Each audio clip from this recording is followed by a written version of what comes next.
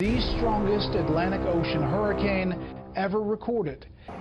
South Florida now in Irma's destructive path as the ferocious storm shows no signs of weakening. The quicker we get out of here, the better. In the Florida Keys, an exodus is underway. Tonight, mandatory evacuation orders in effect. Businesses boarding up. Thousands cramming onto US 1, the only way out. President Trump declared an emergency today in Florida, Puerto Rico, and the U.S. Virgin Islands, all threatened by the most powerful Atlantic hurricane ever seen.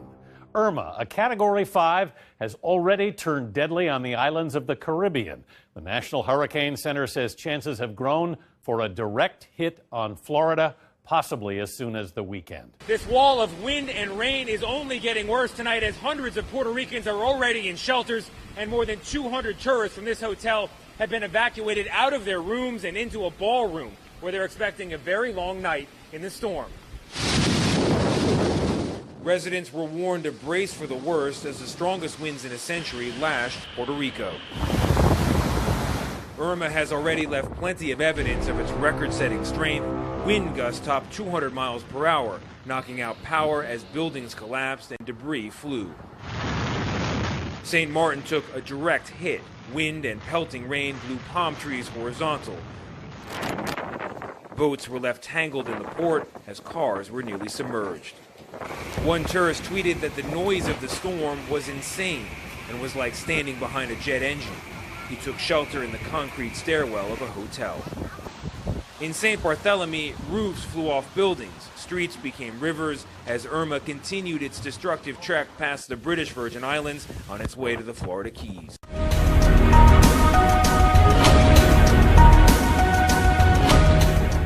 Irma's new track has it threatening not just Florida, but Georgia, where they're sandbagging in Savannah. The Atlanta Motor Speedway opening its campgrounds for Irma's evacuees. In North Carolina, the National Guard is on the move. We are urging all people in North Carolina to be prepared for the impacts of Hurricane Irma. Like previous monster storms Hugo, Floyd, and Ivan, Irma is what's known as a classic Cape Verde hurricane formed off the west coast of Africa. They're typically among the most intense.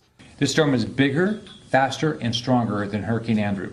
Andrew sliced through South Florida and Louisiana 25 years ago, killing dozens, damaging 125,000 homes, and causing more than $25 billion in damage. With airlines canceling flights later this week and prices skyrocketing. Here we are in a little Sprinter RV headed down to Fort Myers, Florida. The Pryor family borrowed an RV and drove 16 hours overnight from Richmond, Virginia to Fort Myers to rescue 93-year-old Grandma Janet and her friend Beverly. And they're in. Tonight, they're among the millions desperately trying to escape the most powerful Atlantic storm in memory. Here are the headlines regarding Irma. Unprecedented power. We've had 185-mile-per-hour winds now for 24 hours. That has never happened before in recorded history. Long lines of cars snake around every gas station in South and Central Florida tonight as people try to get fuel, anticipating gas stations won't be working with a week's loss of power after this hurricane. Although widespread reports are many gas stations have run out. That actually happened here about an hour and a half ago, but that's the best sight right now in all of South Florida, a fuel truck showing up, letting the lines form again. And as anxiety and worry and legitimate panic grow by the hour, if Irma slams first into Miami, that is 6 million people facing catastrophic impact. Irma won't be Eddie Pimentel's first hurricane. Scared? Yeah, I am. Because, you know, just like I said, just you hope for the best. And hopeful, yet still fueling up. This longtime Florida resident is heeding warnings about what is to come. The storm is bigger, faster, and stronger than Hurricane Andrew. While officials order mandatory evacuations for the Florida Keys and Fort Lauderdale's Broward County. Out of gas, yeah? Yes, sir. It's been very frustrating. I mean, it's chaos out there. Chaos amid dwindling options for escape. Gas stations are closing today in the Florida Keys. Rental cars are sold out and flights are in short supply. The last plane takes off tomorrow night and a seat may be expensive.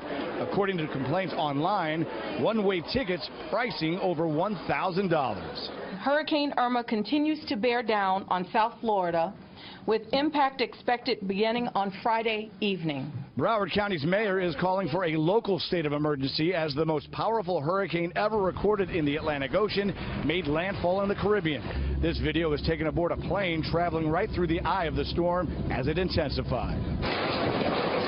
And on the ground, winds blowing at 185 miles an hour in St. John. The island of St. Martin in a total blackout, and first looks at damage show major flooding. In Puerto Rico, power lines and trees down, and officials there predicting some areas will be out of electricity for up to 6 months.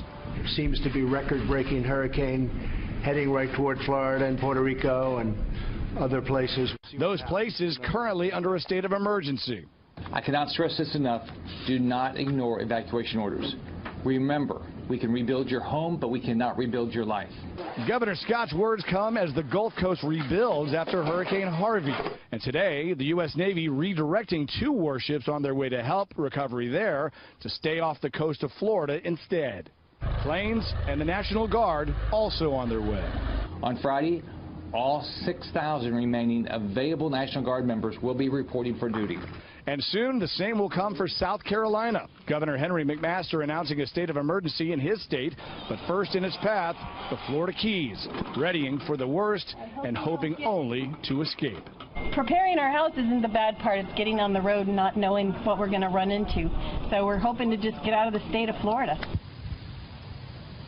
And as of this afternoon, Miami-Dade County's mayor now has joined Monroe County, the Florida Keys to the south, and Broward County, Fort Lauderdale to the north by ordering a voluntary evacuation for coastal cities, including Key Biscayne and downtown Brickell. However, most people, including the mayor of Miami Beach, fully expect a mandatory evacuation order is absolutely going to come, possibly as early as tomorrow. Hey, doing everybody? Here's the latest on Hurricane Irma, still incredibly powerful.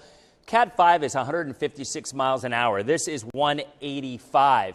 In fact, it was interesting. A fellow meteorologist of mine, Ryan Maui, actually did an updated Saffir-Simpson scale, which is what we rate hurricanes on. And he actually said that there was all that buzz going on, remember, before this storm happened, about it could be a Cat 6. Well, if you actually do the math, technically it would be categorized as a Category 6 hurricane if there was such a thing, by just using the previous numbers and expanding it. So this is definitely one for the record books. There's no doubt about that. In terms of the next 3 or 4 days, it all boils down to right here. At that point, it's going to make a turn. Whether it's a harder turn, maybe east of Florida, maybe right up the east coast or the west coast, the models are pretty much in agreement that it's going to be the track that the Hurricane Center is going with. But remember, just 24 hours ago, those models had this on the west coast of Florida. It can and often does change. Well, one thing that's interesting is the pressure has actually come down a little bit. So even though the winds are still at 185, the pressure has come down by about 8 millibars. So that means it is still a strengthening storm, not a weakening storm. And that's the bad news. Also getting very strong winds here in Puerto Rico now. We've had some over hurricane force gusts, but the worst of it is right there at that center of that eye. That's where those 185-mile-an-hour winds are, and hopefully they stay just offshore in Puerto Rico as well as the Dominican Republic. That will not be the case as it moves through the Bahamas, through the Turks and Caicos as well. There isn't really anything that we are seeing that will break this storm apart, other than it's hard to really forecast that a storm is going to stay at a Cat 5 category for that long. Longest that's ever happened is for 3 days. If you look out here at the forecast, it looks like maybe we are going to see that.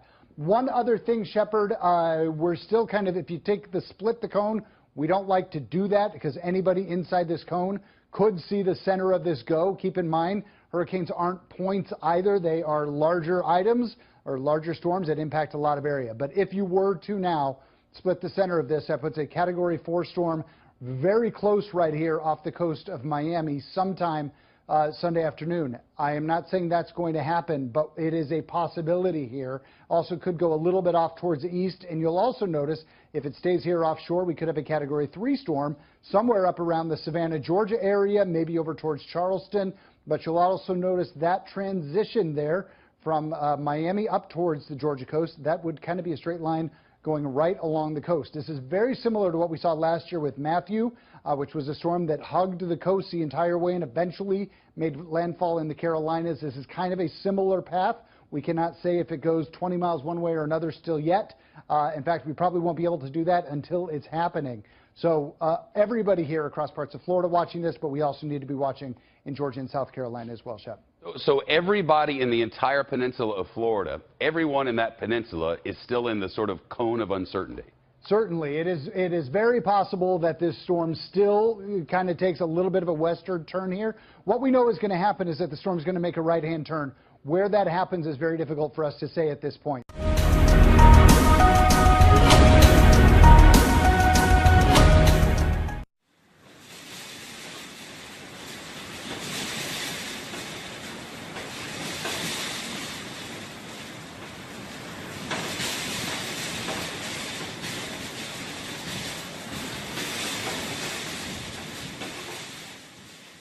We do have a big change coming in the forecast. The 11 o'clock National Hurricane Center briefing just in, and it's now a Category 3 storm, 125-mile-per-hour winds.